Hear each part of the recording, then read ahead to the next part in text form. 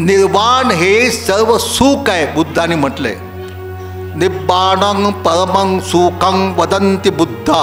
बुद्ध म्हणतात निर्वाण हे सर्वश्रेष्ठ सुख आहे आणि त्या निर्वाणापर्यंत पोहोचण्यासाठी माणसाने क्रमाने जावं लागते. मनुष्याचा दोष राग द्वेष लोभ मोह आहे का हा धम्म वागण्याचा धम्म आहे, आचरणाचा धम्म आहे आणि म्हणून तो आपल्याला समजला पाहिजे.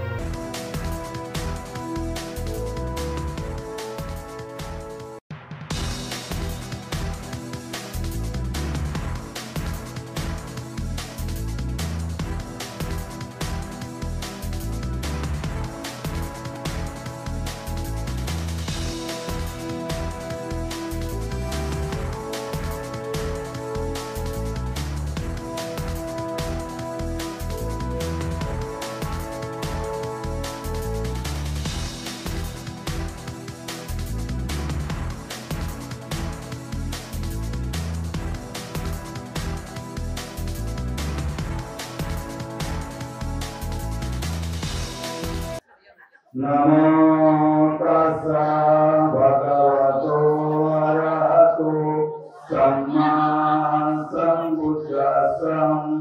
नमो तस्सा भगवतो अरहतो सम्मा सम्बुद्धास्सा. नमो तस्सा भगवतो अरहतो सम्मा सम्बुद्धास्सा. बुद्धं शरणं गच्छामि धम्मं शरणं गच्छामि संघं शरणं गच्छामि द्वितीयंपि बुद्धं शरणं गच्छामि. सुरामे जयमाद वामादधाना वेरमणि सिक्खापदं समाधियामि. सात्वपापसाकरणं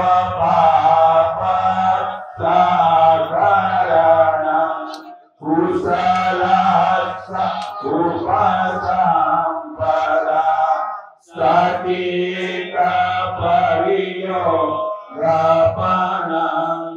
एतं बुद्धानुशासनं. साधु साधु साधु. बुद्धं नमामि धम्मं नमामि संघं नमामि.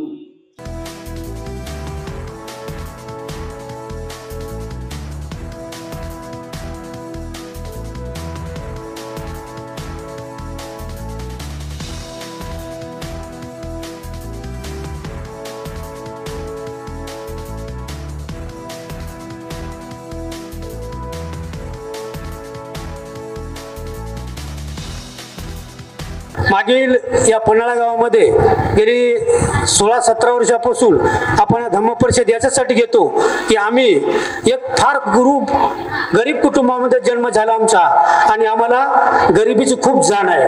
जशी डॉक्टर बाबासाहेब आणि रमाबाईला जशी गरिबीची जाण होती तशी आम्ही त्या परिस्थितीत आमची गरिबी होती. आम्हाला एक टाइम जेवायला नव्हतं अशी परिस्थिती होती. परंतु बाबासाहेबांनी सांगितलं होतं की तुम्ही खचून जाऊ नका पण तुमचे मन धैर्य हे तुम्ही मनातून म्हणजे आपण एखादं कार्यच करू शकत नाही. आपण कसतो आणि जागेवर बसतो. असं न कसता तुमचं कार्य हे चालत राहायचं. पायाला सांगायचं तुम्ही चालत राहा. कधी दगड येते, कधी धोंडा येते, कधी जमीन येते, तर कधी बगर चपलाचं चालावं लागते. तसं मी हे परिश्रम माझ्या आयुष्यामध्ये मी खूप साऱ्या सोचलेलं आहे. आणि धम्म परिषद मला माझ्या आयुष्यात मला माहीत नव्हतं की मी एवढी मोठी या गावामध्ये धम्म परिषद घेत राहील. कारण मी तुम्हाला माहिती असेल की मी सुरुवातीला मी ज्यावेळेस या धम्म परिषद या गावामध्ये मी 7 वर्षे हे गाव सोडलं होतं. ते आपल्या इथं नागपूरच्या बाजूला सेवाग्राम धानोरा इथं 1000 रुपये महिन्यात मी कामाला होतो. 1000 रुपये मला महिना होता. अटल बिहारी वाजपेयी त्यावेळेस एक मतानं पडलं होतं तो काळ. त्यावेळेस हा मुलगा फक्त याच्या एवढा होता 2 वर्षाचा. हे त्याचा मुलगा आता. तर मी तिथं आणि पत्नी तिथं होती. तर आम्ही त्या गावामध्ये त्या धानोरा गावामध्ये एवढे बौद्ध उपासक होते, एवढे सरदाम होते, आम्ही सालान होतो. परंतु आमच्या शिवाय त्या गावातला कार्यक्रम होत नव्हता. कारण मी तिथं काम करत असताना संध्याकाळी 14 एप्रिल किंवा कोणताही दसरा असला की आम्हाला ते लोक बोलवायचे आणि रात्री 8 वाजले तरी आम्हाला येऊ द्यायचे, नंतर कार्यक्रम सुरू करायचे. तर आम्हाला तिथून त्या गावातून एक प्रेरणा मिळाली. त्या गावाचे उत्कृष्ट शिकलेले पोरं आणि तिथला नागपूर साईड वर्धा साईड खूप हुशार आणि बुद्धिवान लोक आहेत. बाबासाहेबाच्या बुद्धाचं कोणतं व्यासपीठ म्हणलं की 5च जमा होतात. आणि त्या प्रेरणेने आम्ही तिथून नागपूरला गेलो. नागपूरला गेल्याच्या नंतर आम्ही या मुलाला सोबत नेलं आणि अवघे 3 वर्षाचा होता. खूप पाऊस झाला आणि त्या पावसामध्ये आम्ही घराकडे निघायचं. तेवढ्यात भंतेजी सांगितलं आमचा मोठा मुलगा तुमच्याकडे राहू द्या, आम्ही इथं नागपूरला जात आहोत. आणि खरं त्या नागपूरला गेलो. एवढा पाऊस झाला की त्या पाऊस आम्ही जायच्या अगोदर पाय ठेवायला जागा नव्हता, एवढा पाऊस झाला दीक्षाभूमीवर. आणि हा मुलगा 3 वर्षाचा होता. यांना सांगलं आपल्याला जायचं. तो म्हणते बाबा पाणी येत नाही, तुम्ही दीक्षाभूमीवर बसा. आता आम्हाला वाटलं लहान मुलावर आपण विश्वास ठेवतो आणि खरंच आम्ही त्याच्यावर विश्वास ठेवला. तर आमच्या बाजूनं पाऊस पडलेला, भरपूर पाऊस झाला. तिथं बसायला जागा नव्हती. खाली काही आथरून आम्ही बसलो आणि आम्ही खरं बसलो. त्या दिवशी विष्णू शिंदे, मिलिंद शिंदे यांचा रात्रभर प्रोग्राम पाहिला आणि तिथं जनसमूह पाहिला आम्ही. त्या नागपूरमध्ये लाखो जनसमूह, जिकडे नजर फिरल तिकडे लोकच लोक. आमच्या पती पत्नी डोळ्याच्या दोघातून अश्रू व्हायले की आपण महादेवाचे उपास करत होतो, सोमवार धरत होतो, तू रविवारी धरत होती, पण आपण कुठं आलो आणि हे काय केलं. त्यावेळेस आम्हाला तिथून प्रेरणा मिळाली आणि आम्ही ठरवलं की याच्या पुढं मी जे उपास तापास करणार आहोत ते बंद. आता मी सोमवार बंद केले आणि आमची पत्नी रविवार धरायची. पहा, तर रविवार सोमवार धरणारे आम्ही 6 महिने घालत गावगाव हिंडलो. तुम्हाला नांदेड माहित असेल, नांदेडचे भंतेजी आलेले आहे. तिथला सगळ्यात मोठा शावकार आहे नांदेडचा, गंजेवार म्हणून, संजय गंजेवार, ज्योतिष टाकीवाला. त्या माणसाकडे सुद्धा मी काम केलं आहे. त्याच्याकडे 600 रुपये महिन्यानं काम केलं. असे 7 वर्षे मी गाव सोडलो, 100% निर्व्यसनी झालो. आणि तिथून मी ठरवलं की पंचशील काय असते, पुस्तक आणले, रात्रभर कार्यक्रम ऐकला आणि सगळं सोडून दिलं. 1 वर्ष कार्यक्रम केला आणि दुसऱ्या वर्षी गावात आलो. ते पैसे जमा केले आणि घरचे पैसे करून दुसऱ्या वर्षी त्या गावात टोळी नेली. जिथं सालान होतो त्याच गावात टोळी नेऊन टाकली. आता त्या गावात टोळी नेऊन टाकल्याच्या नंतर ऊसाची त्या टोळीला 60 रुपये टन होता. तर मी मालक टोळी नेली ते 120 रुपये मला भेटायचे. म्हणजे त्या काळात मला 1200 ते 1400 रुपये रोज त्या काळात पडायचा. म्हणजे ज्या गावात मी साल घातलं त्या गावात टोळी नेऊन टाकली. त्या लोकांनी तर मला खांद्यावरच घेतलं की गेल्या वर्षी साल घालणारा माणूस इथं टोळी घेऊन आला, मालक तोड. आणि 1 वर्ष मी टोळी नेली 82ची. तर त्या टोळीचे मला कमीत कमी त्या काळात 1000 ते 1500 रुपये रोज पडायचा, 120 रुपये टनानं. त्याला 66 रुपये टन. या अनुषंगाने मी हे कार्य करत बसलो. त्याच्यातनं 9-10 वर्ष मी मुकरदमी केली. त्याच्यातून भरपूर पैसा कमवला आणि ते पैसा वाम मार्ग जाऊ नये, ते पैसा कुठे व्यसनात जाऊ नये, माझे मुलं कुठं धाब्यावर बसून खर्च करू नये, म्हणून आपल्या कमाईचा हिस्सा त्या धम्म कार्यात व्हावा, आपला खर्च व्हावा म्हणून मी गेली या गावात. मागील आल्याच्या नंतर मी 7 वर्षे मुकरदमी सोडून मी माझ्याकडे जे बँक बॅलन्स झालं त्याच्यावर मी परिषदा घेतो. मी कोणालाही जबरदस्तीने पैसे मागत नाही आणि कोणाला द्याय म्हणत नाही. तुमच्या सहकुशीने 500-1000 दिले नाही दिले तर हरकत नाही. या अनुषंगाने हा कार्यक्रम करतो. राजकीय लोकांना मी बोलत नाही, त्याच्यावर कधी त्याला माहीत बी देत नाही. फक्त आपले धर्मगुरू, आपले जे विचारवंत बौद्ध समाज, जे कवी गायक असेल त्यांना स्थान देतो, पण त्या राजकीय लोकांना देत नाही. असा हा परिश्रम आपण कार्यक्रम घेतो. मी हा माझा जो कमाईचा हिस्सा आहे आपल्या धम्मकार्यात खर्च व्हा या हेतूने धम्म परिषद घेतो आणि गेली 17 वर्षापूर्वी आयोजित करतो. मागचा याचा एकच हेतू, माझे 2 मुलं, माझ्या 2 सुना, माझ्या घरातले कुटुंब हे सर्व सुखी आहे, 100% निर्व्यसनी आहे. तसा बौद्ध समाज घडा, इथला पन्हाळवासी घडा, आपले बौद्धोपासना याच्यातून प्रेरणा घ्यावा आणि ते माझ्यासारखे त्यांनी सुद्धा पुढे जावं आणि 10 नाही 5 किलोमीटर धम्म परिषदा घ्यावं. आताची धम्म परिषद झाली पिंपळगावला गेलो तुम्ही. या पन्हाळ्यात जे सगळी जर ही खूप देण असेल तरी बाबासाहेबांची बुद्धाच्या ज्ञानाची विचाराची मी फक्त पुरेपूर त्याचा फायदा घेतला आणि या माझ्याच नव तर माझ्या कुटुंबा सर्व समाजाचं गावाचं हित साधलं आणि या हितातून समाजाची एक ही धम्मपरिषद आयोजित केली आणि इथं तुम्हाला त्याचं ज्ञान भेटावं, इथं बौद्ध उपासक आणि आपले धर्मगुरू यावं, त्यांच्या मुखातून तुम्हाला धम्मज्ञान मिळावं, तुमच्या डोक्यामध्ये बसा, तुम्ही घरी नेवा, तुमच्या मुलाबाळा तुम्ही इथे ना तुमच्या ते रोजच्या व्यवहारात आणावं, तुमचे पंचशील अष्टांगिक मार्गाने तुम्ही चालाव, या उद्देशाने धम्मपरिषद आहे. मला काही कोणी राजकारणामध्ये उभं आहेत इथले आमदारांनी सांगितलं मला की म्हणे तुम्ही हे धम्मपरिषद कशाला घेता, तुम्हाला एखाद्या पक्षाचा आम्ही अध्यक्ष देतो, आम्हाला म्हणलं ते अध्यक्ष काय करायचं नाही, आम्हाला खूप मोठं हे पद आहे, म्हटलं आम्हाला ते कोणतं अध्यक्ष नको, 5 वर्षासाठी आम्हाला कायमस्वरूपचं आमचं पत्रकारिता आहे, आम्ही या अनुषंगाने आमचं कार्य चालवतो. आणि या अनुषंगानेच आपण ही 17वी धम्मपरिषद घेतली. प्रस्ताविक मांडण्याच्या सुरुवाती तुम्हाला मी सांगितलं की मी कोणालाही पैसा मागत नाही, कोणावर जोर जबरदस्ती करत नाही आणि इथं जे दिलेले कोणी दान असेल तर म्हणते जी बाहेरून मला अधिकारी लोकांनी तर समाजाने 40 ते 45 हजार रुपये मला देणगी दिली.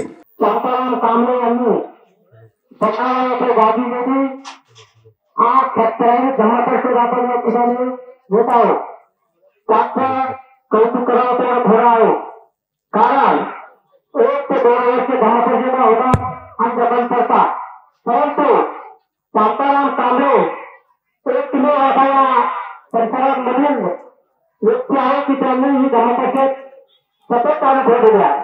आपल्या स्वतःच्या स्वखर्चातून श्रम करून ही धम्मपरिषद चालू ठेवतात. त्याचं त्या ठिकाणी त्याला धन्यवाद देतो. धम्मपरिषदेचं महत्व ती बाहेर आलेली आहे. धम्मपरिषद कशासाठी, धम्मपरिषदेचं महत्व काय आणि धम्मपरिषद का घेतली जाते, तर धम्मपरिषदेला धर्माचं प्रसारण होण्यासाठी प्रभाव होण्यासाठी गायकाच्या माध्यमातून कोणत्या चित्रकाराच्या माध्यमातून मी त्या ठिकाणी एक फक्त उदाहरण देतो. ऐका सांगतो ठिकाणी एवढा आपले सिद्धार्थ गौतम प्रभात गौतम याने कुठे भोगला त्यांनी ग्रंथाचं ज्या वेळेस ते आपला रथ सजवून नगरमध्ये फेरफटका करण्यासाठी चालले असता छन्न नावाचा सारथी आणि कंठक नावाचा घोडा त्या रथाला झुकला होता. त्या रथामध्ये सिद्धार्थ गौतम बसले होते आणि हा रथ नगरामध्ये चालला असताना, लक्ष द्या, नगरामध्ये चालला असताना त्यांची अशी व्यवस्था केली होती की कुठेही घाण न दिसली पाहिजे. पुढे जात असताना एक रस्त्याच्या कडेला महारोगी होता, त्याचे हात कटलेले होते, नाक बसलेलं होतं आणि हा लटपटत वेदनेने व्याकुळ झालेला होता. तेव्हा त्याने विचारले, सिद्धार्थ गौतमाने विचारले, हे छन्ना मी काय पाहत आहे. तेव्हा त्याने सांगितले, हे तथागता, आपल्याला जेव्हा व्याधी होतात तेव्हा असेच आपली अवस्था होते. आज या ठिकाणी आदरणीय भिक्षू संघ आहे, ते प्रवचन करतील. 1956ला जेव्हा बोधिसत्व डॉक्टर बाबासाहेब आंबेडकरांनी धम्मदीक्षा दिली, तेव्हा धम्मदीक्षा देत असताना बाबासाहेबांनी एक गोष्ट महत्त्वाची म्हटलेली आहे. काय म्हटलेली आहे? अनेक लोकांनी, आदरणीय भिक्षू संघाला माहीत आहे, अनेक लोकांनी म्हटलं की बाबासाहेब हा धम्म तुम्ही या लोकांच्या हाती देत आहेत, हे तळागाळातले लोक आहेत, हे वंचित लोक आहेत, हे दलित आहेत, हे अशिक्षित आहेत, अनेक वर्षापासून गावकुसाच्या बाहेर आहेत, या लोकांच्या हाती तुम्ही धम्म देताय. तुम्ही घोषणा केलेली आहे नागपूरला 14 ऑक्टोबरला 1956ला की आता आम्ही धम्मदीक्षा देणार आहे नागपुरातील नाग लोकांना. पण बाबासाहेब, खरंच हे लोक धम्म टिकवू शकतील का? खरंच या लोकांना धम्म समजेल का? मग बाबासाहेब धम्मदीक्षा देताना काय म्हणतात की हा सोन्यासारखा धम्म. कशासारखा? सोनं आपल्या घरी असलं तर किती जपून ठेवतो आपण, चोरी गेलं नाही पाहिजे, कोणी घेतलं नाही पाहिजे, घरात जरी असेल गड्यात घालून तरी आपण पदर 10 हे करतो, कोणाला दिसलं नाही पाहिजे, कोणी चोरलं नाही पाहिजे. पण बाबासाहेब काय म्हणतात की हा सोन्यासारखा धम्म मी तुम्हाला देत आहे. उद्या चुकीच्या लोकांना मी धम्म दिला असं जगाने मला म्हणू नये, तुम्ही असं वागलं पाहिजे. बरोबर आहे भंतेजी, असंच म्हटलं होतं ना. आता आपण विचार करा की आपण असं वागतो का? किती वर्ष झाले धम्मदीक्षेला? 1956 पासून आजपर्यंत 68 वर्ष झालेत. आजची ह्या धम्म परिषद कितवी आहे? 17वी आहे. ही 17वी धम्म परिषद गावात आहे. धम्मदीक्षेला 68 वर्ष झाले आणि बाबासाहेबांनी तमाम दुनियेला विरोध पत्करून नागपूर आणि विदर्भातील नागवंशीयांना धम्म दिला. विरोध पत्करून लोक म्हणाले मुंबईला करा बाबासाहेब, पाहिजे तितकी जमीन देतो. लोक म्हणाले दिल्लीला करा साहेब, पाहिजे ते धन देतो, जमीन देतो, जायदाद देतो. हैदराबादचा निजाम तो म्हणाला हैदराबादमध्ये करा बाबा, हम आपको मदत करते हैं. बरोबर आहे. बेंगलोरला आज ज्या ठिकाणी माता रमाईच्या नावाने हॉस्पिटल आहे ती जागा देऊ केली, बाबासाहेबांनी विकत घेतली ती जागा. अशा ठिकाणी धम्मदीक्षा बाबासाहेब घेणार होते. पण बाबासाहेबांना काय वाटलं की माझे नागवंशीय जे विदर्भात राहतात, माझे नागवंशीय जे नागपुराच्या अवतीभवती राहतात, हे असं एक शौर्यगाथा असलेलं असा एक समाज आहे ज्यांनी पुरातन काळापासून धम्माला जिवंत ठेवला आहे. बुद्धांच्या महापरिनिर्वाणानंतर आतापर्यंत तथागतांच्या धम्माला जिवंत ठेवलेला आहे. म्हणून त्यांनी आपल्यावर विश्वास ठेवला आणि 14 ऑक्टोबर 1956 आपल्याला धम्मदीक्षा दिली. बाबासाहेबांनी आपलं कर्तव्य पूर्ण केलं की नाही केलं? बाबासाहेबांनी तेव्हा विचार केला का की मी यांना धम्मदीक्षा देत आहे तर हे मला काही देतील? कारण त्यांना माहित होतं अरे हा आमचा समाज गरीब आहे, अशिक्षित आहे, गावकुसा बाहेर राहिलेला आहे, यांच्याकडे शेती नाही, शिक्षण नसल्यामुळे नोकरी नाही, धंदा नाही, मला काहीच देऊ शकत नाही. पण बाबासाहेबांना हा कसाच विचार केला नाही आणि सरळ हस्तानं सोन्यासारखा धम्म तुम्हाला दिला की नाही? बरं, धम्म दिल्यामुळे काय परिणाम झाला सांगा बरं, कोणीतरी सांगू शकते? 17वी धम्म परिषद आहे. 30 सेकंदात कोणी सांगू शकते आपल्यापैकी कोणीतरी एक की बाबासाहेबांनी धम्म दिल्यामुळे आम्हाला काय भेटलं आहे? कोणी सांगेल? मानाने जीवन जगायला मिळालं. मानाने जीवन जगणं म्हणजे काय? जर तुम्ही बौद्ध धम्मात नसते, तुम्ही धम्मदीक्षा घेतली नसती, तर तुम्हाला अजंट्यात येऊ दिलं असतं का? अजंट्याला येऊ दिलं असतं? सांचीच्या स्तूपात जाऊ शकले असते? बौद्धगयाच्या महाविहारात जाऊ शकले असते? अरे तुम्हाला गावच्याच मंदिरात येऊ देत नव्हते तर खरंच तुम्हाला बौद्धगयाला जायला भेटलं असतं? म्हणजे बाबासाहेबांनी तुम्हाला धम्मदीक्षा देऊन एकाच वेळेस 7 बाऱ्यावर तुमचं नाव नोंदवलं. कुठला 7 बारा? दिल्लीची संसद, मुंबईची विधानसभा, बौद्धगयाचं बौद्ध मंदिर, सांचीचं स्तूप, धम्मेक स्तूप, नेपाळच्या लुंबिनीपर्यंत तुम्हाला कोणी रोखते का?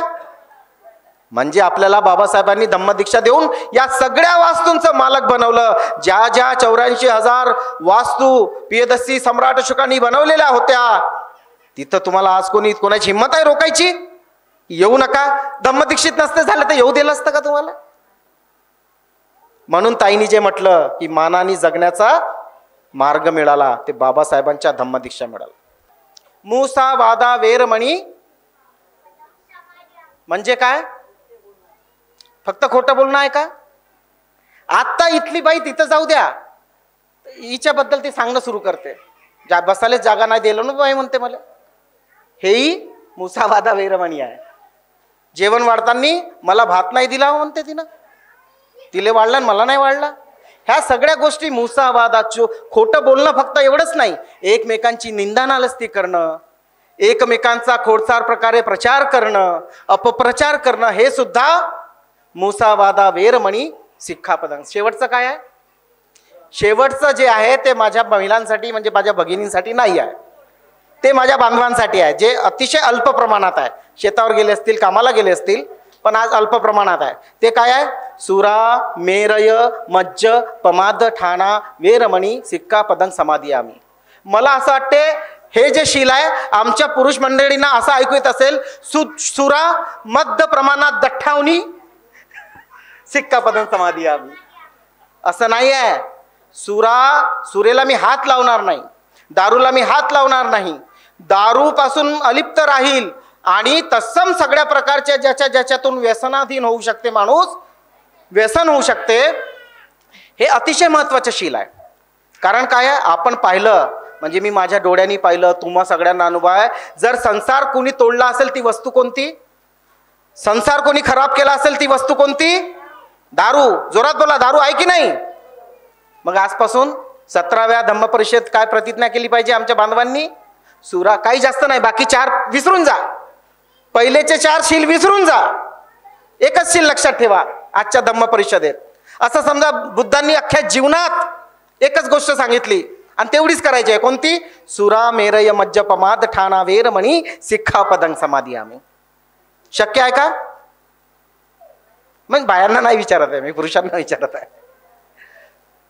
म्हणजे गावात जे ऐकत असतील त्यांना पण आणि जे बसून असतील त्यांना पण. तर हे शक्य राहू शकते. अनेक लोकांच्या जीवनात बुद्ध तत्वज्ञानाने बदल आलेला आहे. दारू एक छोटीशी गोष्ट आहे, सोडणं काही मोठी गोष्ट नाही आहे. अनेक लोक स्पर्श करत नाही, पित नाही. अंगुलीमालासारखा अहिंसक तथागताचं दर्शन जेव्हा होते तो काय करतो? आपलं शस्त्र त्यागतो.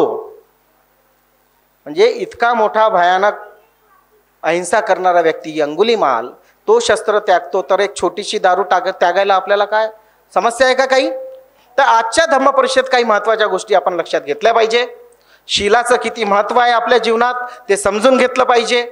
शील हे केवळ धर्म नाही, तर हे एक विज्ञान आहे. काय आहे? विज्ञान. शील इज अ सायन्स. सायन्स सगळ्यांना माहीत आहे ना. तुम्ही जेव्हा शीलाप्रमाणे वागाल, आता काही सायन्समध्ये शिकणारे आमचे लोक असतील त्यांना माहिती आहे H2SO4 काय आहे वगैरे वगैरे वगैरे.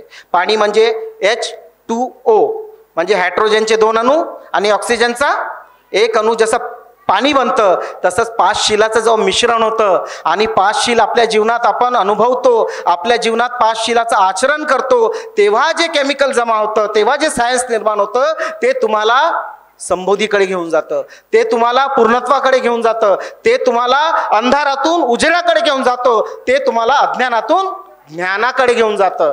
तर असं ज्ञान पाहिजे की नाही पाहिजे? कधी कधी असं वाटतं की आपण अगदी मुके बहिरे आंधळ्या लोकांसमोर बसलेलो आहे आणि 300 किलोमीटर आलो इथं सांगायला, आणि असं वाटतं की समोरचे लोक आंधळे पण आहेत, मुके पण आहेत आणि बहिरे पण आहेत. तर असं माझ्यासोबत झालं, दुसऱ्यासोबत कोणासोबत होऊ देऊ नका. रिस्पॉन्स करा. धम्मात सर्व सारखे आहे. समतेचं तत्व म्हणजे मी इथं बसलो आहे म्हणून काहीतरी असा श्रेष्ठ आहे ना बा, या माणसाचं कसं बोलावं, असं धम्मात नाही. धम्मात सगळे सारखे आहे. मी तुम्हाला सांगू शकतो 2 शब्द, तसेच तुम्हीही आम्हाला सांगू शकता. ही धम्म चर्चा आहे. धम्म परिषद काय असते? फक्त ऐकासाठी असते का? की येतील बा, नागपुरातून येतील, अकोल्यातून येतील, मुंबईवरून येतील आणि आपलं जेवढं काय ज्ञान आहे इथं पाजळतील आणि आम्ही चुपचाप ऐकून घेऊ, यासाठी धम्म परिषद असते का? नाही. जे ते सांगतील ते ऐकू आणि आम्हाला जर त्यांना काही सांगायचं असेल तर आम्ही पण सांगू. यालाच धम्म परिषद, यालाच धम्मसंगीती म्हणतात. धम्मासोची चर्चा करणे, धम्माचं विश्लेषण करणे, धम्म जाणून घेणे, त्याचा सूक्ष्म अभ्यास इथेही बसणाऱ्यांनी करणे आणि इथेही बसणाऱ्यांनी करणे म्हणजेच धम्म परिषद असते. बरोबर? जेव्हा आपण बोलू, सांगू एक दुसऱ्यांना, तेव्हाच कळेल की नाही एकमेकांसोबत.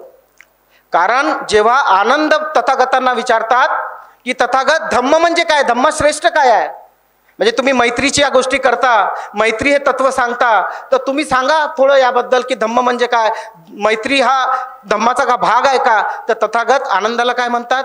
बाबा धम्म, मैत्री धम्माचा भाग नाही, मैत्रीच धम्म आहे आणि मैत्रीच पूर्ण धम्म आहे. मग आपण बोललोच नाही एकमेकासोबत तर मैत्री होईल का? समजा एकमेकासोबत बोललोच नाही, हट बाई तिच्यासोबत मी बोलत नाही, हट याच्यासोबत बोलत नाही, जर आपण एकमेकासोबत बोललो नाही तर मैत्री होईल का? नाही. मैत्री होणार नाही तर संवाद होईल का?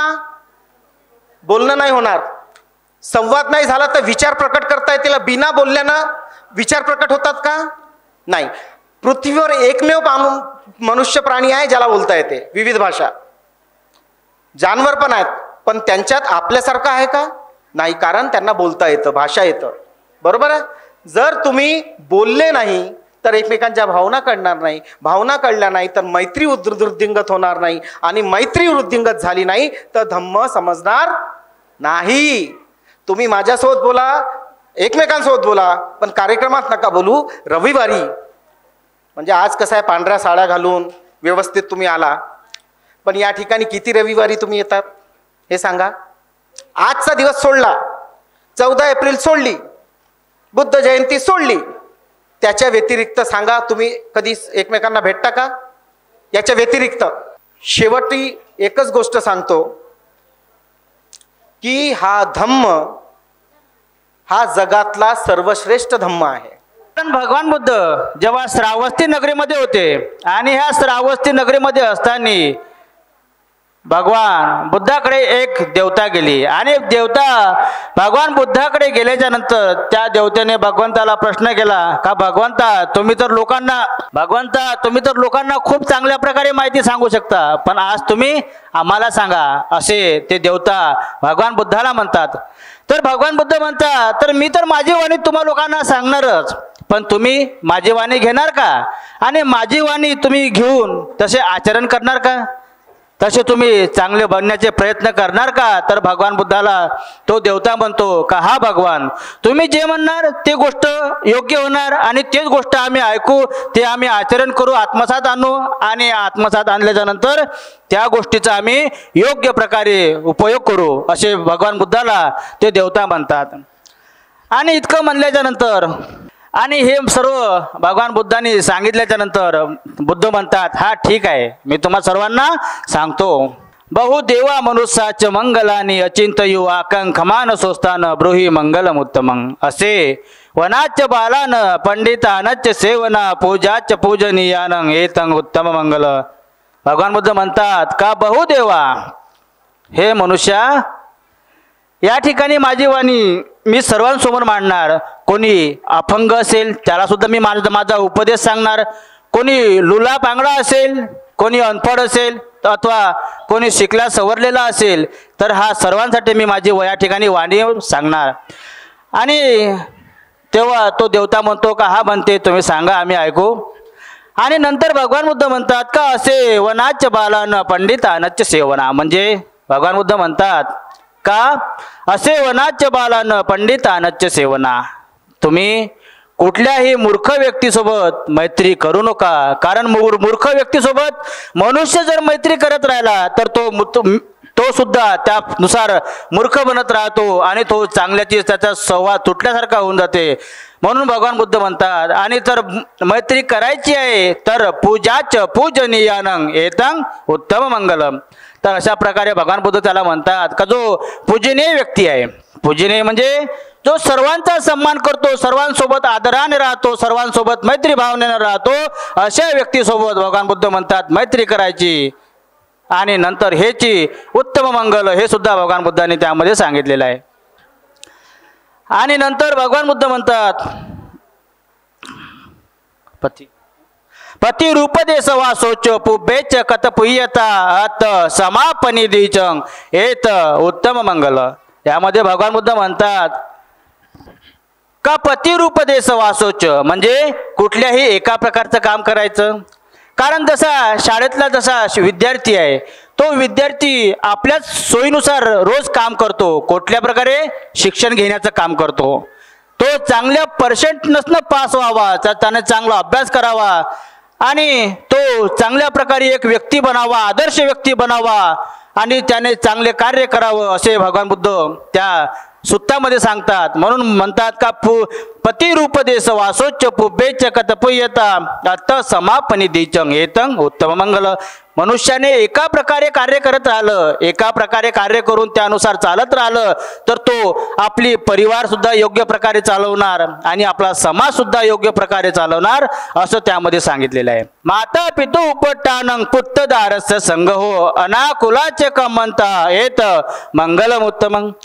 यामध्ये भगवान बुद्ध म्हणतात का आई आणि वडील, आपले आई वडील जशी आपली सेवा करतात, जेव्हा आपण लहान राहतो तेव्हा आपली सेवा करतात, पण आपण जेव्हा मोठे होतो तेव्हा आपण सुद्धा आपल्या आईवडिलाची सेवा करायला हवी, हे सुद्धा भगवान बुद्धांनी त्यामध्ये सांगितलेलं आहे. म्हणून बुद्ध म्हणतात माता पितू उपटानं पुत्तदारस्थ संगव. पुत्तदारस्थ संगव म्हणजे पुत्रांचं सुद्धा कर्तव्य आहे आपल्या आईवडिलांवर लक्ष ठेवायचं, आपल्या आईवडिलांना वेळेवर जेवण द्यायचं, भोजन द्यायचं, आंघोळीला पाणी द्यायचं. म्हणून बुद्ध म्हणतात अशा प्रकारे त्यांनी सांगितलेलं आहे. दानच्च धम्मचर्याच यातकानाच्च संगहो अनवज्जानी कम्मानी हेतं उत्तम मंगल, हे सुद्धा भगवान बुद्धांनी सांगितलेलं आहे. म्हणून भगवान बुद्ध काय म्हणतात का दानच्च धम्मचर्याचं, जर धम्माचं कार्य समोर न्यायचं असेल, जसं आज या ठिकाणी या पन्हाळा गावामध्ये धम्माचं कार्य समोर जाण्यासाठी त्यांनी कांबळे परिवारांनी या ठिकाणी एक चांगला धम्म परिषदचा दिवस ठरवलेला आहे आणि त्यानुसार त्यांनी सुद्धा तसं चालण्याचे प्रयत्न सुद्धा केलेले आहे. कारण भगवान बुद्ध सांगतात का दानच्च धम्मचर्याचं, धम्माचं बल वाढवण्यासाठी, समाजाचं कार्य समोर जाण्यासाठी आणि विशेष म्हणजे ह्या येणाऱ्या नवीन पिढीला चांगलं शिक्षण मिळण्यासाठी हे एक भगवान बुद्धांनी सांगितलेलं आहे. आणि भगवान बुद्ध समोर म्हणतात का आरती विरती पापा मद्यपानाच संयमो अपमादोच धम्मेसु एत उत्तम मंगल. म्हणजे आणि जे मद्यपान आहे, तर त्या दादांनी मगाशी सांगितलं आपल्याला मद्यपान म्हणजे काय, त्याने सांगितलं नशा न करणे. तर अशाच प्रकारे बुद्धांनी सुद्धा सांगितलेलं आहे. तर नशा ही हर एक प्रकारची नशा असते. कोणी दारू पितो, कोणी ड्रग्स पितो, कोणी गांजा पितो, कोणी सिगरेट पितो आणि ह्या सर्व व्यसनाच्या दूर राहणे. म्हणून बुद्धांनी म्हणलेलं आहे का आरती विरती पापा मद्य पानाच संयमो अपमादोच धम्मेसु एत उत्तम मंगल. कारण हे मनुष्याच्या शरीरासाठी उत्तम मंगल आहे, हे सुद्धा भगवान बुद्धांनी त्यामध्ये सांगितलेलं आहे. आणि बुद्ध समोर म्हणतात का गारवोच निवातोच संतुष्टीच कतपुय्यता कालेन धम्म सवनं येत उत्तम मंगल. का म्हणतात गारवोच निवातोच संतुष्टीच कतपुय्यता, कारण मैत्री भावनेनं तो मनुष्य राहायला हवा, त्याच्या मनामध्ये मैत्री भावना असायला हवी, त्याच्या मनामधली मैत्री भावना राहायला हवी. म्हणून बुद्धांनी ते सांगितलेलं आहे. कारण गारवोच म्हणजे मैत्री भावना. तर मैत्री भावना कशा प्रकारची, जसं आपला छोटा मुलगा रडतो आणि मुलगा रडल्याच्या नंतर आई त्याला आपल्या जवळ घेऊन त्याला त्या ठिकाणी रडण्याचं थांबवते, अशा प्रकारे बुद्धाने सुद्धा त्यामध्ये सांगितलेलं आहे. आणि भगवान बुद्ध समोर म्हणतात खंतित सोवच सत्ता समनानच्च दर्शन कालेन धम्म साकच्या एत उत्तम मंगलम. कारण खंती म्हणजे क्षमा करणं.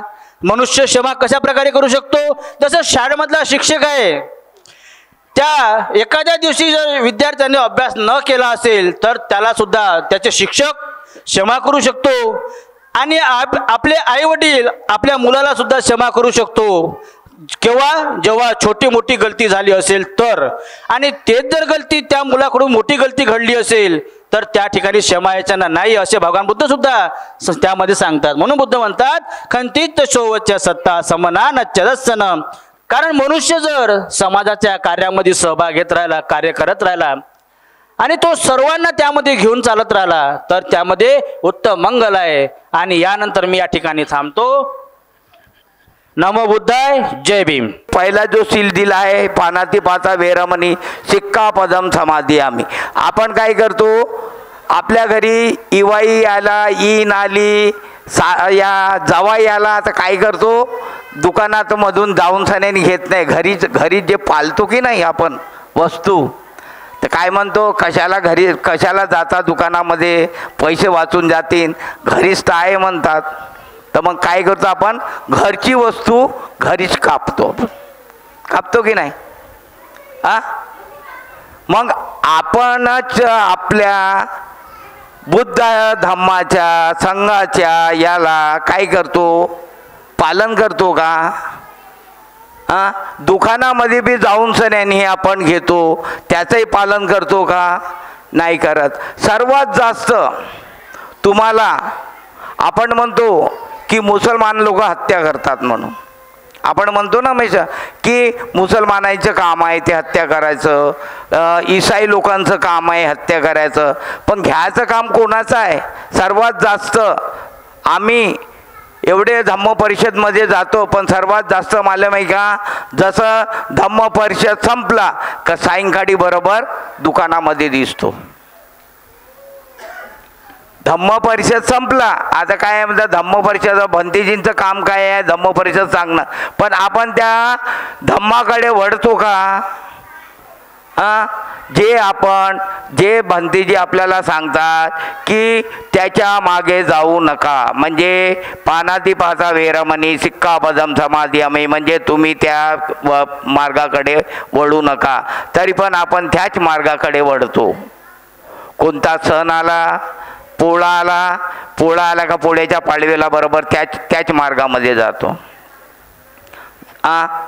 कोणता होळीचा सण आला तर पाडवीच्या दिवशी का करतो, त्याच मार्गाला जातो.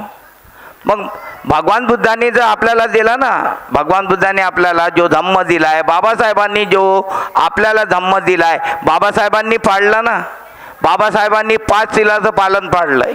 5 सील जे दिले आहेत, भगवान बुद्धाचे जे 5 सील, ते त्यांनी कसं पाळलं? तसं आपण पाळू नाही शकत का? निर्जीव वस्तू खा ना, निर्जीव वस्तू खायला आहे ना, चांगली वस्तू आहे निर्जीव. मग ज्या माणसाला ज्याला हत्या करायचं नाही त्याच वस्तूला आपण हत्या करतो. आणि दुसरी जे दिली आहे अदिन्न दाना वेरमणी, काय दिलाय? अदिन्न दाना वेरमणी सिक्कापदम समाधियामी. तो आज हम लोग खोजने के लिए आए हैं, धम्म का खोज कर रहे हैं.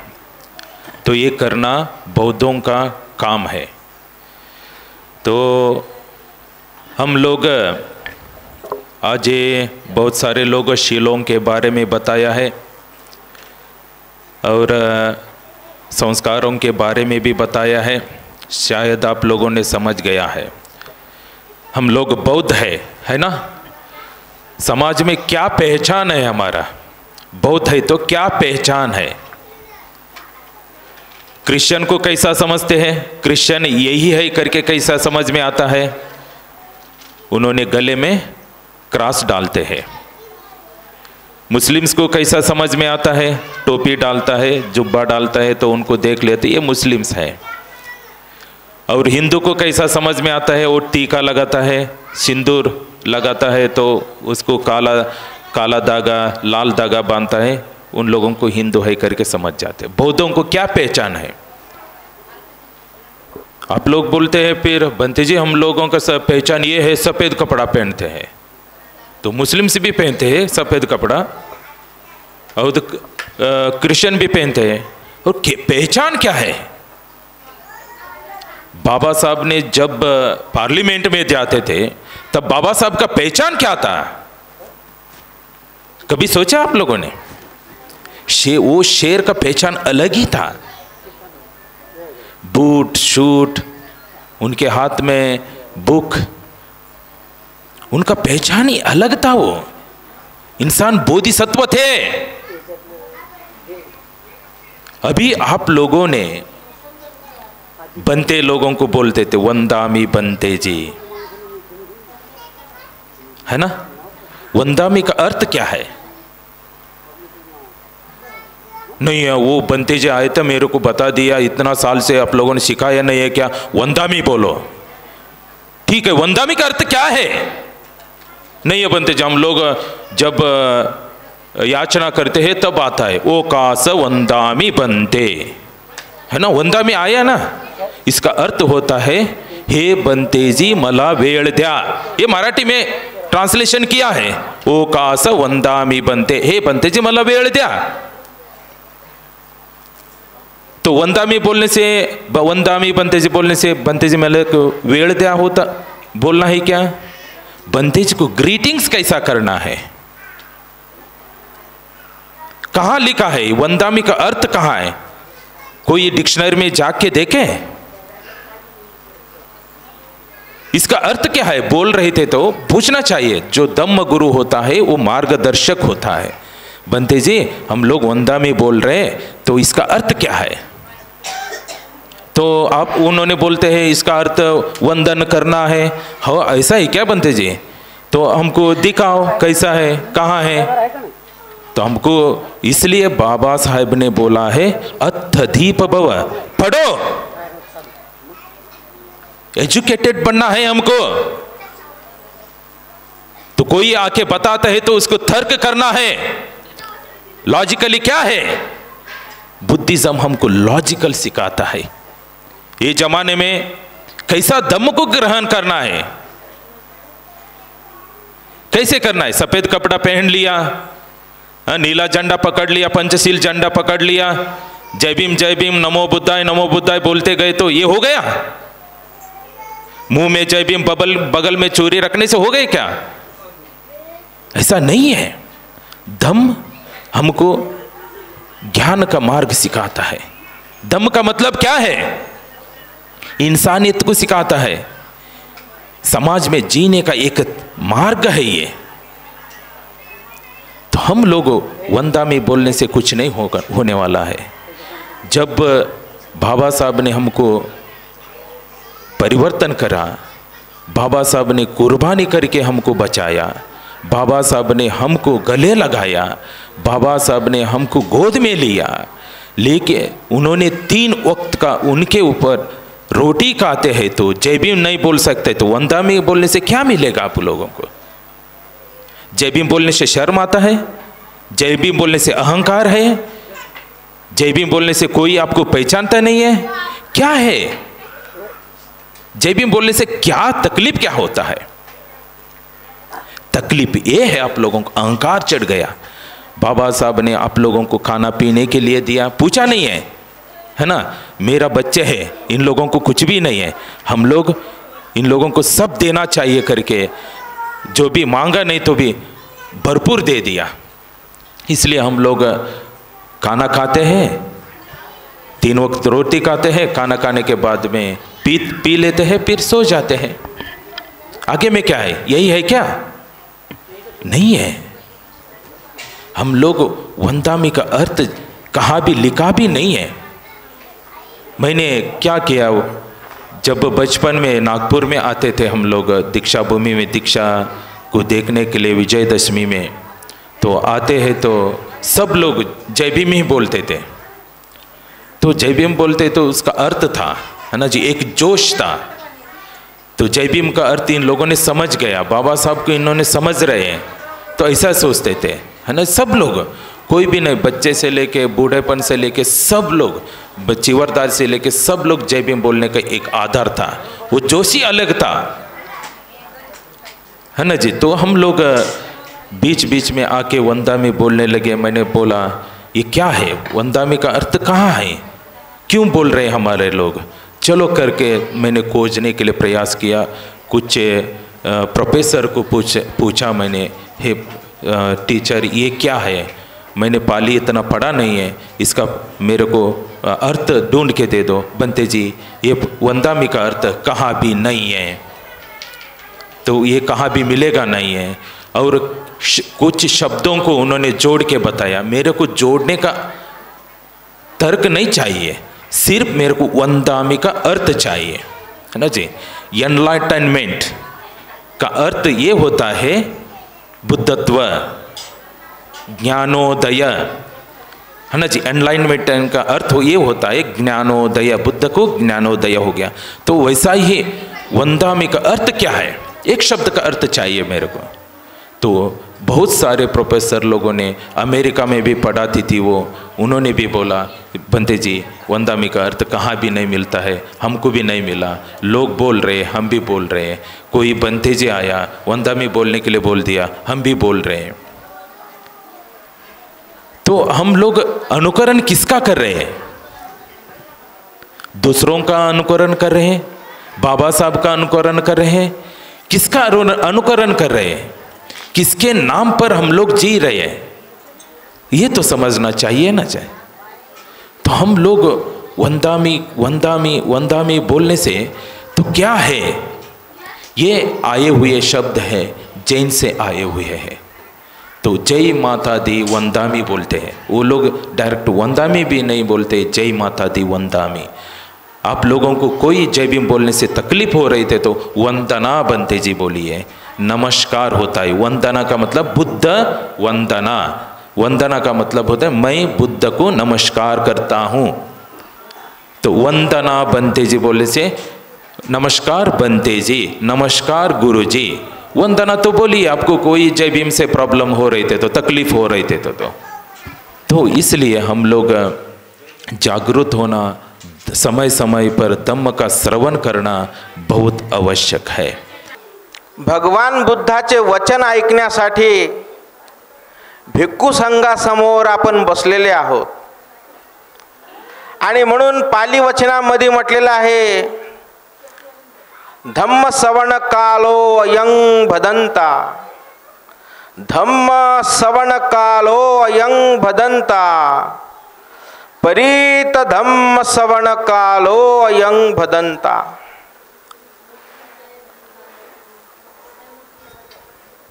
आणि म्हणून आपण सर्वजण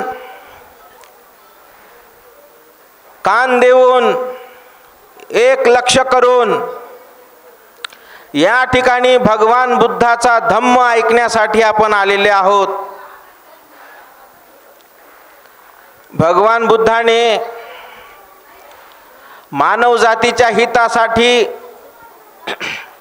मानव जातीच्या कल्याणासाठी मार्ग दिलेला आहे। त्या मार्गाला आपण सतधम्म म्हणतो, मध्यम मार्ग म्हणतो, मजिमम पटिपदा। हा मार्ग माणसाला सुखी जीवनाकडे घेऊन जाणारा तो मार्ग आहे। आणि म्हणून भगवान बुद्धाचे वचन होते की माझा हा धम्म बहुजन हिताय बहुजन सुखाय लोक अनुकंपाय, असा हा माझा धम्म आहे। सर्व लोकांच्या सुखासाठी, सर्व लोकांच्या हितासाठी आणि सर्व लोकांवर अनुकंपा करण्यासाठी माझा हा धम्म आहे। जे लोक अज्ञानामध्ये आहेत त्या लोकांना मला प्रकाशाकडे घेऊन जायचं आहे, पण कसं, कोणत्या पद्धतीनं? आणि म्हणून ज्या वेळेस भगवान बुद्ध गयला होते उरुवेलेच्या जंगलामध्ये, त्या बोधी वृक्षाच्या झाडाखाली पौर्णिमेचा दिवस होता आणि त्या पौर्णिमेच्या दिवसा, त्या रात्रीला सिद्धार्थ बोधिसत्वाला निरंजना नदीच्या काठी बोध निर्माण झाला।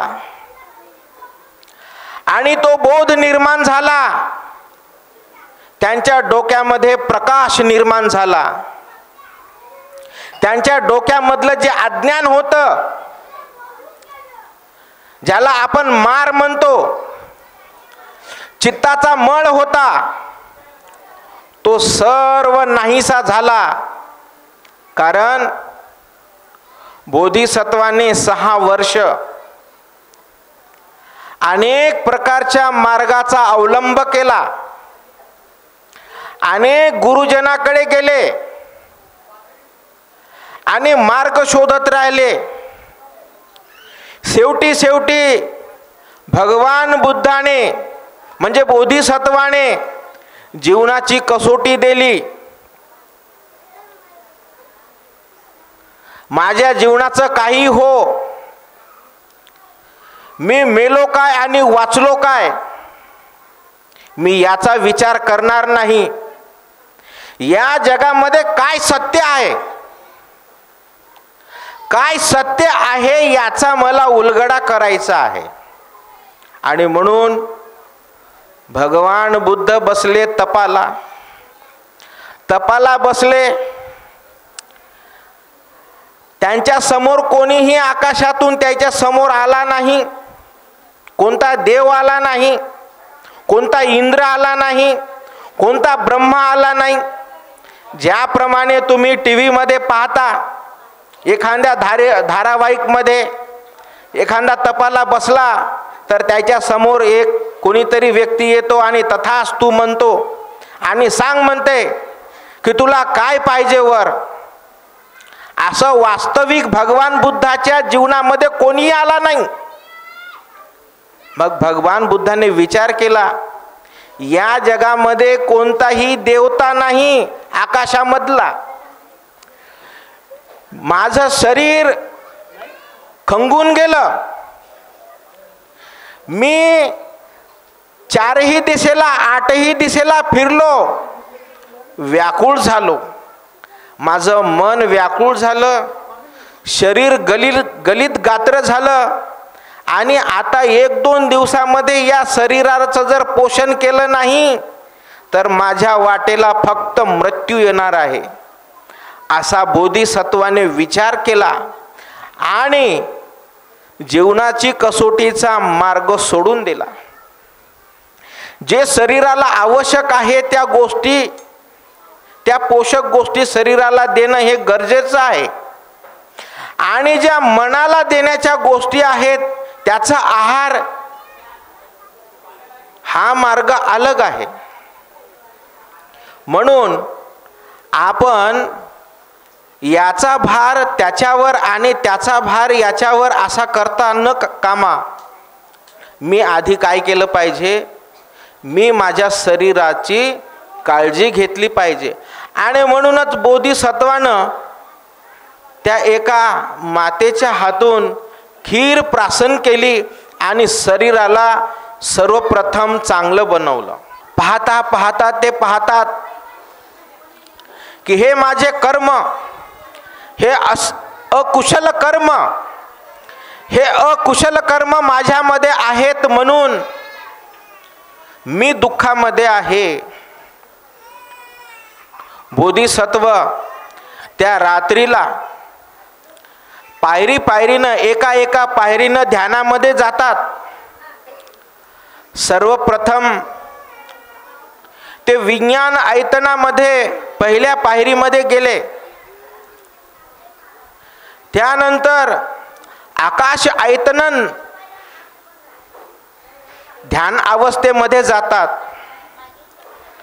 त्यानंतर अकिंचन आयतनन या ध्यानाच्या अवस्थेमध्ये जातात, आणि चौथी जी ध्यानाची अवस्था होती नैव नैव संयान संयान आयतनन, या ध्यानाच्या अवस्थेमध्ये बोधिसत्व गेले आणि ते सर्व लोक पाहू लागले, सर्व जग पाहू लागले, या जगामध्ये माझ्यासारखा कोणी सुखी आहे, या तृष्णेच्या बाहेर कोणी निघालेला आहे का. पण त्यांना कोणीही दिसलं नाही. केवळ ते स्वतःचा तपास करत होते की माझे सर्व दुःख निघून गेले.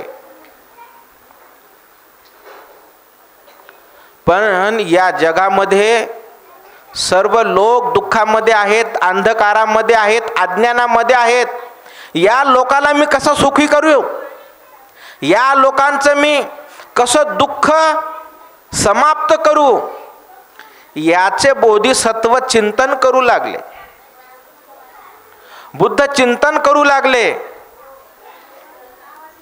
पण त्या मनाचे 2 कप्पे असतात, एक असते होकारार्थी, एक असते नकारार्थी. एक मन करते की नको करू, जाऊ दे, दुसऱ्याचं काय, दुसरे राहू दे तशाला तसे, तू सुखी आहेस ना, दुसऱ्याची काळजी करू नको. आणि दुसरं चित्त होतं, त्या चित्तालाच काय म्हटलेलं आहे, ब्रह्म सहाजहापती.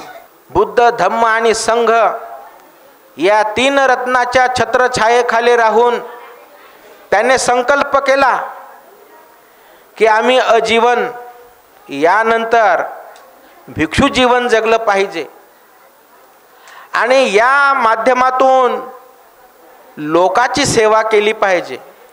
लोकाची सेवा काय आहे, जे लोक अज्ञानामध्ये आहेत त्यांना मार्ग देणं म्हणजे ही सर्वात मोठी सेवा आहे. ज्याच्याजवळ शील आहे त्याच्याजवळ धम्म आहे, ज्याच्याजवळ शील नाही त्याच्याजवळ धम्म अजिबात नाही. पुस्तकाचं ज्ञान पुस्तकात पुरतं झालेलं आहे. शिक्षक विद्यार्थ्याला शिकवतो, परीक्षा कोण देतो, परीक्षेत पास कोण होतो, विद्यार्थी. शिक्षकाला परीक्षा द्यावं लागते नाही. त्याचप्रमाणे आम्ही धम्म श्रवण करून राहिलेलो आहोत, त्याला ग्रहण करायचं आहे. आणि जेव्हा आम्ही ग्रहण करू आणि त्यानुसार आचरण करू त्यावेळेस मात्र निश्चितपणानं सांगतो आपल्या ज्या बी काही मनोकामना असतात त्या पूर्णत्वात गेल्याशिवाय राहत नाही, यात तीळभरही संशय नाही. म्हणून म्हटलेलं आहे की धम्म हा अनुभवाने अनुभव घेण्यात आहे, प्रत्यक्षात राबण्यात आहे. त्यासाठी भगवान बुद्धाने आपल्याला धम्म दिलेला आहे आणि त्या धम्माला अनुसरण्यासाठी 5 सील दिलेले आहेत. आणि त्या 5 सीलेचा स्वीकार करण्यासाठी आपलं जे बाह्य मन आहे, चंचल मन आहे, ह्या चंचल मनाला वश करायचं आहे, त्याच्यावर आपल्याला प्रभुत्व गाजवायचं आहे. तर ह्या चंचल मनाला वश करण्यासाठी त्या मनाचा एक दुबळेपणा आहे. मनाचा दुबळेपणा कोणता आहे? मन हे स्वतःहून कोणतंही काम करत नाही आणि आपल्याला सुद्धा त्याच दुबळेपणाचा सदुपयोग करून घ्यायचा आहे. सोबतच मन आणि शरीर, अरे यांचा एवढा घनिष्ठ संबंध आहे की ते एकमेकाला सोडून एक सेकंद वेगळे वेगळे राहू शकत नाही. तरी पण हे मन आपल्या सुखासाठी, चैनीसाठी, विलासासाठी अरे ह्या निष्पाप शरीराला मरेपर्यंत यातना देते आणि हे निष्पाप शरीर मरेपर्यंत यातना भोगते. तर याच यातनेतून मुक्त होण्यासाठी, या दुःखावर मात करण्यासाठी आपल्याला सर्वात प्रथम आपल्या ह्याच बाह्यमनावर विजय मिळवायचा आहे. तर बाह्यमनावर विजय मिळवण्यासाठी मन हे चंचल असल्यामुळे सृष्टीत भटकत असते. जसं की आता आपण सर्वजण या ठिकाणी बसून आहोत तरी अजूनही आपल्या डोक्यामध्ये नाना प्रकारचे विचार गोंधळून राहिलेले आहेत. तर आपल्याला याच विचारावर प्रतिबंध घालायचा आहे, याच्यावरच लगाम लावायची आहे. याच विचारावर लगाम लावण्यासाठी मन हे चंचल असल्यामुळे सृष्टीत भटकत असते. भटकता भटकता त्याला सृष्टीतील एखादी वस्तू आवडते. आवडल्यानंतर ती मिळवण्यासाठी तो या शरीराला हुकूम करतो. ह्या शरीराला हुकूम केल्यानंतर हे निष्पाप शरीर त्याच्या म्हणण्यानुसार जाते आणि ती वस्तू घेऊन येते. आणल्यानंतर त्या वस्तूमध्ये ते मन रममान होते, कारण त्याला ती आवडलेली वस्तू आहे. पण ती वस्तू तिकडे कोणाच्या तरी मालकीची असते. मालक जेव्हा ती वस्तू घेण्यासाठी येतो त्यावेळी त्याला ती वस्तू त्या ठिकाणी दिसत नाही. न दिसल्यामुळे तो त्या वस्तूसाठी शोधाशोध करतो. शोधत तो आपल्यापर्यंत येतो. आपल्यापर्यंत आल्यानंतर ती वस्तू त्याला आपल्याजवळ दिसते. वस्तू दिसताबरोबर तो आपल्या डोक्यात आणतो, आपल्याला वाटेल त्या प्रकारची शिवीगाळ करतो. त्यावेळेस मात्र हे शरीर खिन्न झालेलं असते. याला असं वाटतं की एवढ्या लोकांमध्ये माझी बेइज्जत झालेली आहे. पण त्याच वेळेस हे बाह्य मनसुद्धा या शरीरावर हसून उठते. त्याला म्हणते, अरे म्हणते तू मूर्ख आहेसले का म्हणते. मी तुला सांगितलं, तू गेला, ती वस्तू आणलेली आहे, ती वस्तू तुझ्याजवळ आहे, पर्यायाने तू चोर आहे. मग चोर आहे तर चोराला शिक्षा होणं जरुरी आहे म्हणते. त्यावेळेस मात्र हे शरीर एवढं हतबल झालेलं असते की त्याला या सृष्टीत राहणं नकोसं झालेलं असते आणि तो या सृष्टीतून कायमस्वरूपी निघून जाण्यासाठी कुठंतरी मार्ग शोधत असतो. त्याच वेळेस त्याचं अंतर्मन त्याच्याशी संवाद घालते आणि त्याला म्हणते, अरे थांब, तुला अशा प्रकारचं अनुचित कार्य करण्याची काही गरज नाही, तर मी तुला एक मार्ग सांगतो आहे म्हणते, त्या मार्गानुसार तू वाटचाल कर. त्यावेळेस हे अंतर्मन ह्या शरीराला बोलून दाखवते, म्हणते पहा, रोज तुला जेवढ्या पैशाची गरज आहे तेवढाच पैसा मिळव, रोज तुला जेवढ्या कामाची आवश्यकता आहे तेवढंच काम कर, त्याच्या अतिरिक्त काम करायचं नाही, त्याच्या अतिरिक्त पैसा मिळवायचा नाही, अशा प्रकारची ताकीद देते. ताकीद दिल्यानंतर हे शरीर स्थिर होते, शांत होते. बाबासाहेब आणि रमाईचं जीवन जर आपण पाहिलं, खूप त्यागाचं जीवन आहे. तिचा मोठा त्याग आहे. तिने आपल्या जीवनामध्ये शंकर, गौरा आणि रखमा हे भिक्खू दुसरे आणि रखमा हे पती पत्नी होते आणि ते अलंकार गावामध्ये राहत असतानाच दुःखाचा डोंगर रमाईवर कोसळला आणि बाबासाहेब आणि रमाईचं जीवन जर पाहिलं आपण खूप दुःखमय आहे. आणि मामाने त्यांचा प्रतिबाल केला. मुंबई मी आणून डबक चालीमध्ये आणून. आणि 9 वर्षाची रमाई होती. बाबासाहेब 17 वर्षाचे होते तेव्हा त्यांचं लग्न झालं. 1907मध्ये लग्न झालं. 1907मध्ये मॅट्रिक झाले आणि 1907मध्ये लग्न झालं. अशा पद्धतीने लग्न निपटल्यानंतर काळ्या भाजीपाल्यामध्ये झाले लग्न. जिथं मच्छी साथ होती तिथं वाद चालू होता आणि तिथं सेंटर शिकवून साने त्या लग्न निपटलं. त्यांच्या लग्नामध्ये बारीसुद्धा आली आणि संसारामध्ये रमाई 9 वर्षापासून संसारामध्ये नांदत होती. बाबासाहेब अभ्यास करायचे आणि अभ्यास करून रमाई आपल्या संसाराला भागवत होती, चालवत होती. ठिगळाचे लुगडे नेसून संसाराला भागवत होती. बाबासाहेबांना कधी त्रास दिला नाही तिने. बाबासाहेबाला कधी रुसली फुगली नाही आणि ठामपणे तिने संसार भागवला. अशा पद्धतीने संसारामध्ये अनेक अडचणी येत असतात. आणि बाबासाहेबाला पहिला अपत्य झाला यशवंत आणि नंतर लगातार 3 मुलं आणि 1 मुलगी झाली.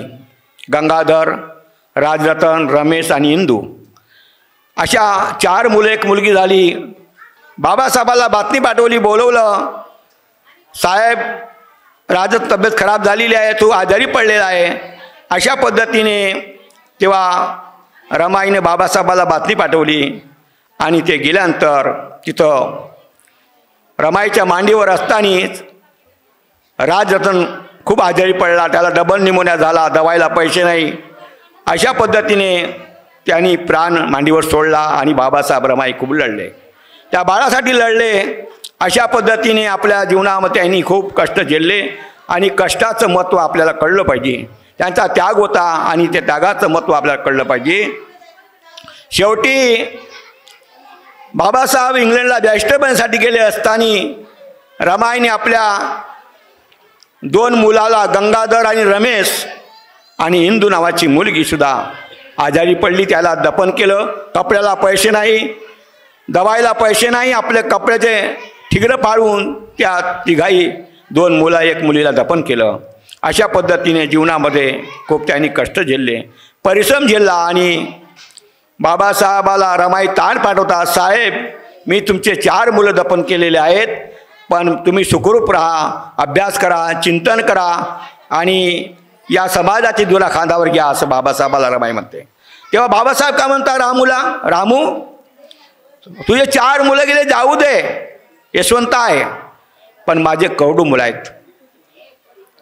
गंधनाचे पाणी पित आहे, मॅडोस मांस खात आहे, गुलामी जीवन जगत आहे. याची धुरा मला खांद्यावर घ्यायची आहे, मला अभ्यास करावा लागेल. बाबासाहेब बॅरिस्टर बनून आल्यानंतर तेव्हा त्या कार्यक्रमाला रमाई जाऊ शकली नाही. तिच्याकडे लुगडं होतं चांगलं आणि ठिगळाचं लुगडं होतं असल्यामुळे ती जाऊ शकली नाही. पाटबंदर बाबासाहेब आले. पहिल्या जहाजनी ते पुस्तक डुबले आणि डुबल्यानंतर बाबासाहेब आल्यानंतर त्या कार्यक्रमाला रमाई जाऊ शकली नाही. ते विचार करत बसली. पण राजा शाहू महाराजांनी बाबासाहेबाला जरीचा फेटा दिला होता माणगावला. त्या सभेमध्ये फेटा दिला होता. ते फेटा रमाईने जपून ठेवला आणि ते फेटा नेसून जिथं फाटलं होतं तिथं नेसून गेली. ठिगळाचे लुगडं होत्या. तेव्हा बाबासाहेब बिरबीर पाहतात, सर्व माझे कुटुंब आले पण माझी अर्धांगी रामू आली नाही, कसं काय असन. बाबासाहेबाला कळलं की त्याकडे लुगडे नसल आणि तिने जगाव कसं, तिला लुगडे होऊ शकत नाही अशी परिस्थितीने काटली. पण तिच्यामुळे मी मोठा झालो आज, तिच्यामुळे मला आज जीवन मिळालं आणि तिने त्याग केला. मला पैसे पाठवले, शिक्षणासाठी पैसे पाठवले. आणि बाबासाहेब म्हणतात, बाबासाहेबाचं लक्ष पडलं, एका कोणत्यात रमाई उभी होती आणि तिचा हात धरून बाबासाहेबांनी आणलं. मग ते लोकाला जनसमुदायाला सांगते की माझी अर्धांगिनी रामूने माझ्यासाठी ठिगळाचे लुगडे नेसून त्याच्यावर फेटा नेसून आली. तिला मी लुगडं घेऊ शकलो नाही, पण मला समाजाचा धुरा खांदा व्हायचा आहे. भगवान बुद्धाने दिलेलं कोणतंही तत्वज्ञान, दर्शन, सिद्धांत मी तुम्हाला सांगणार नाही. फक्त मी तुम्हाला हे सांगेल की माणसाचे शरणस्थान कोणते आहेत, की ज्यांना मनुष्य शरण गेल्यानंतर सर्व दुःखातून भयातून मुक्त होतो. माणसाचे शरणस्थान की माणसाने कशाला शरण गेलं पाहिजे, कशाचं अनुसरण केलं पाहिजे, कशाचा आधार घेतला पाहिजे, या संबंधी मी तुम्हाला सांगणार आहोत. जसं एक उंच महाल आहे आणि त्या महालाच्या अंतिम मजल्यावर गेल्यानंतर खूप सुख शांती समाधान वाटते, पण त्या महालावर चढण्यासाठी पायऱ्या आहेत, है की नाही? तर त्या महालावर चढण्यासाठी एक एक पायरी चढून जावं लागते. एक एक पायरी चढून जातो की ना आपण, एक एक एक एक एक एक एक, है की नाही? आणि शेवटी मग त्या महालात जाऊन आपण पोचतो. तसंच निर्वाण हे सर्व सुख आहे. बुद्धाने म्हटलंय निब्बाणं परमं सुखं वदंती बुद्धा. बुद्ध म्हणतात निर्वाण हे सर्वश्रेष्ठ सुख आहे आणि त्या निर्वाणापर्यंत पोहोचण्यासाठी माणसाने क्रमाने जावं लागते. एखाद्या विद्यार्थी शाळेमध्ये गेल्यानंतर शिक्षक त्यांना कसं शिकवतो, अगो त्याला जवळ घेतो, त्याच्यावर प्रेमाने हात फिरतो, त्याला आपलंसं करतो आणि मग क्रमाने 1 2 आ इ असं शिकवतो. भगवान बुद्धसुद्धा आपल्या श्रावकांना तसंच शिकवत असत. अगदी सुरुवातीला भगवान बुद्ध श्रद्धा काय, शील काय, कुशल कर्म कोणते, अकुशल कर्म कोणते, सुगती कोणती, दुर्गती कोणती, असा साधा सोपा उपदेश देत असत. आज मग समोरच्या बसलेल्या माणसाच्या मनाची मानसिक अवस्था पाहून मग भगवान बुद्ध गंभीर असा उपदेश देतात. जसं एखादा शेतकरी आहे, शेतकरी आपल्या शेतामध्ये एकदमच बी टाकतो का?